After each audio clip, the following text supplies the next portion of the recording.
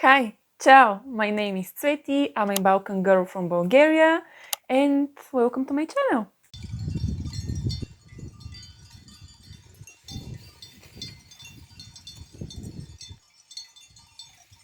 In today's video I'll be talking about my favorite thrillers and more specifically about thrillers which reignited my love for the genre and turned me into a thriller, murder, mystery, criminal girly.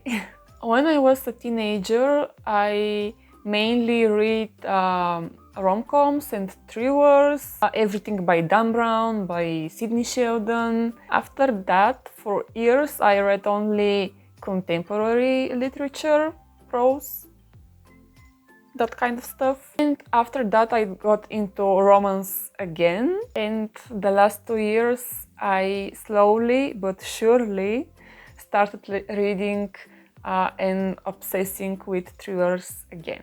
And the last book fair in Bulgaria, I mainly bought thrillers, which even surprised me a little.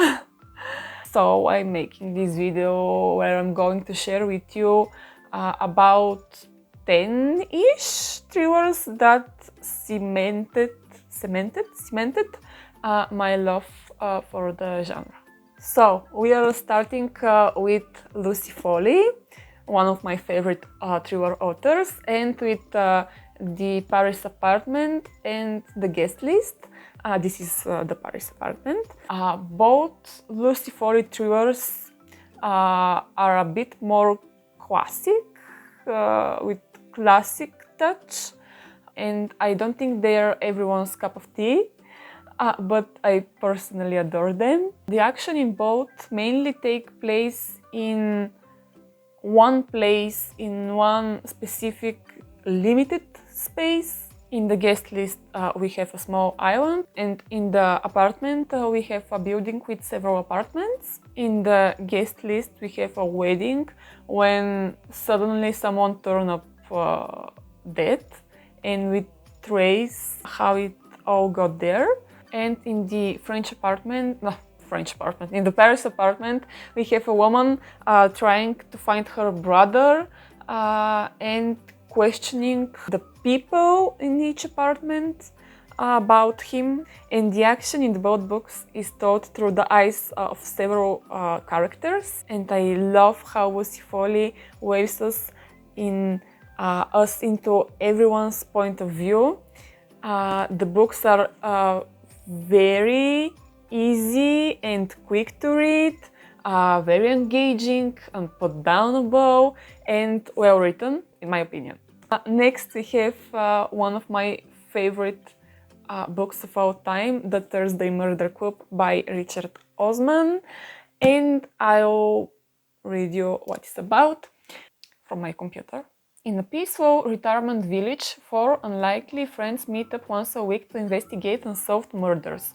But when a brutal killing takes place on their very doorstep, the Thursday Murder Club find themselves in the middle of their first live case. Elizabeth, Joyce, Ibrahim, and Ron might be pushing 80, but they still have a few tricks up their sleeves.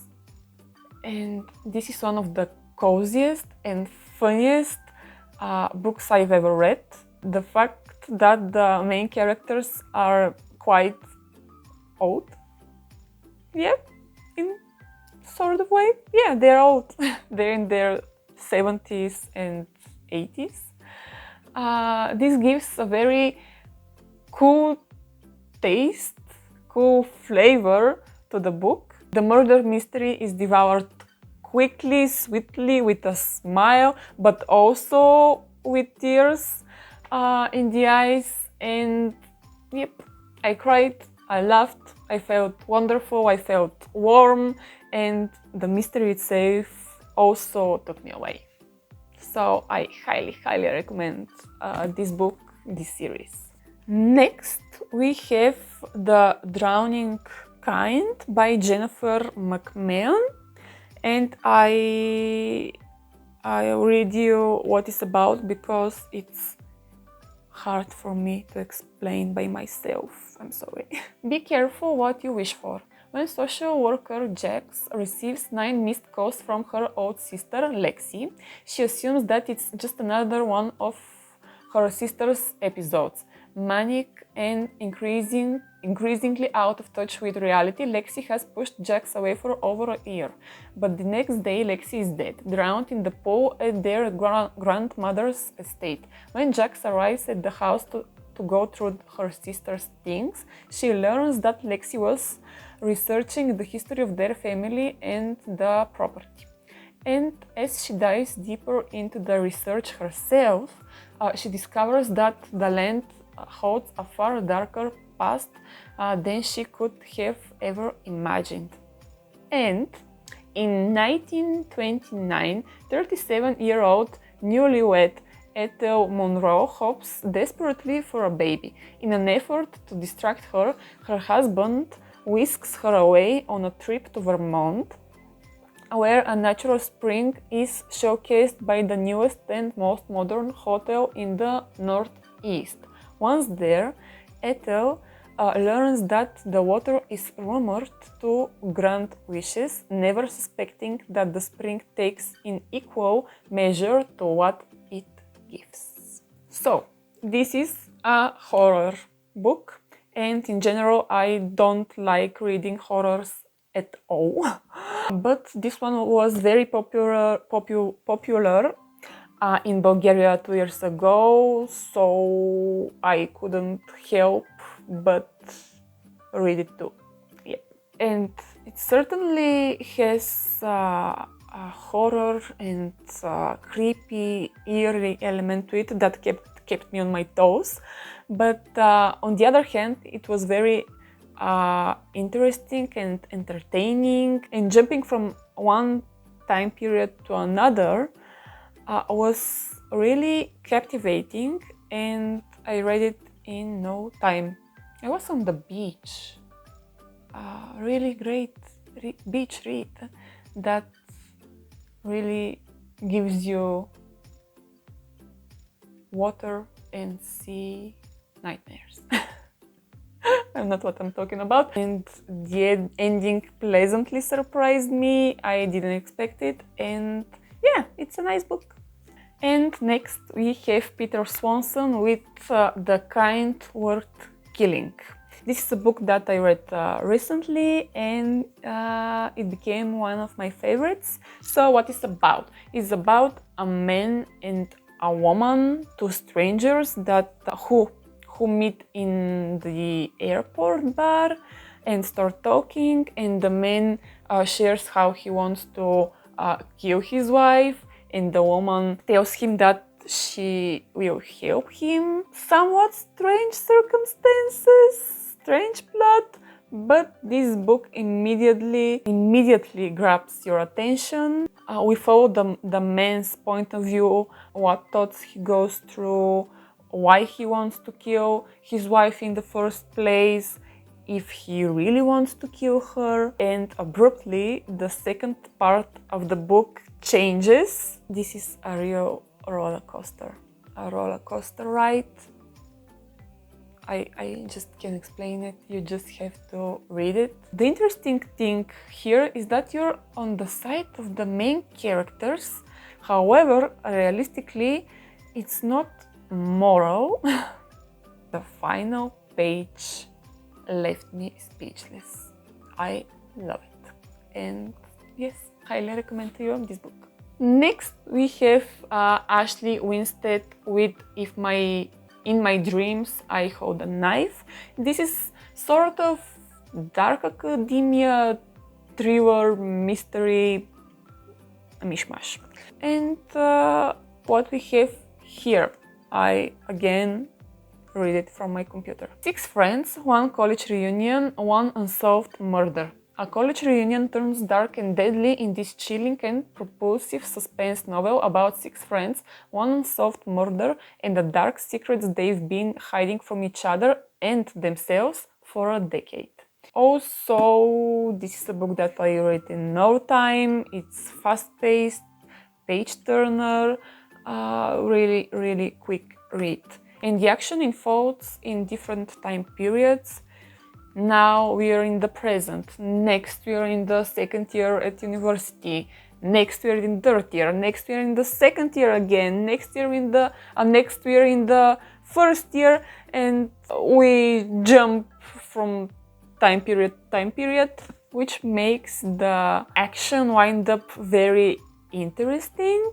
It also keeps you turning the pages like mad, frantically to find out what's going on. To be honest, I figured out some of the things and still had the element of surprise.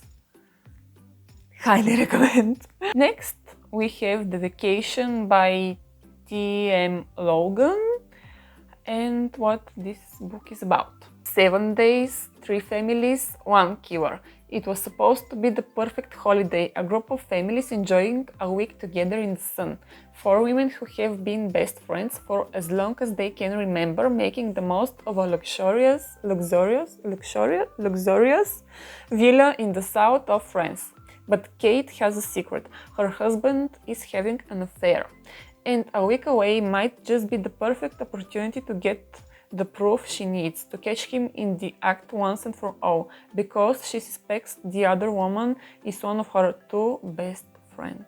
The interesting thing here is that the main character is a Polish woman, if I'm not mistaken, and it's in her blood, maybe, to notice things and connect clues. The action develops mainly through her point of view, but here and there are paragraphs from other characters. The story very cleverly connects and develops. It's confusing, it's intriguing, it's really clever in my opinion. And there were some things that really drove me crazy, like the recklessness of people. This is the one thing in this life that scares me a lot. The book is quite tense, a lot of things happen, and I even cried at one point. It's definitely a quick read and well worth your time, so I highly recommend it. Next we have Fruitware with The Woman in Cabin 10. Aloha Blackwalk, a journalist who writes for a travel magazine, has just been given the assignment of a lifetime, a week on a luxury cruise with only a handful of cabins. At first, Low's stay is nothing but pleasant. The cabins are plush, the dinner parties are sparkling, and the guests are elegant. But as the week wears on, Low witnesses what she can only describe as a dark and terrifying nightmare, a woman being thrown overboard. The problem? All passengers remain accounted for, and so the ship sails on as if nothing has happened, despite Low's desperate attempts to convey that something or someone has gone terribly wrong.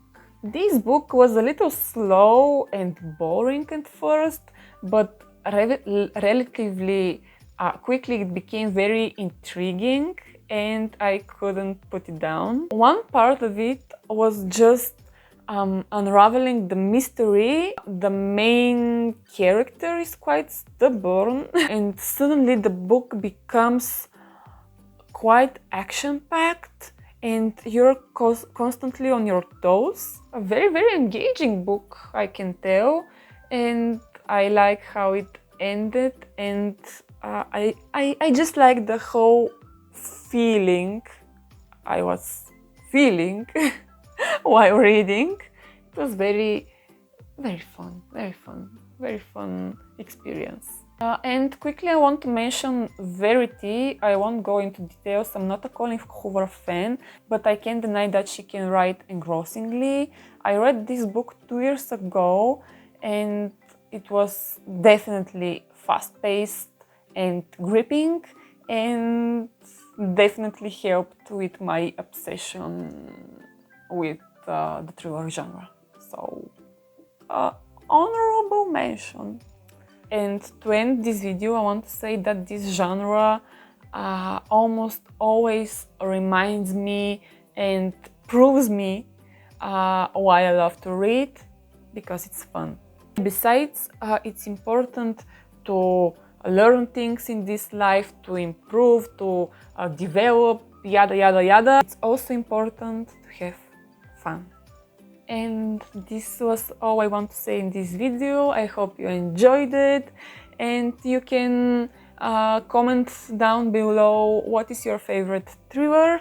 And yeah, I'm so glad that we were together in this video. I hope to see you in my next one. Ciao!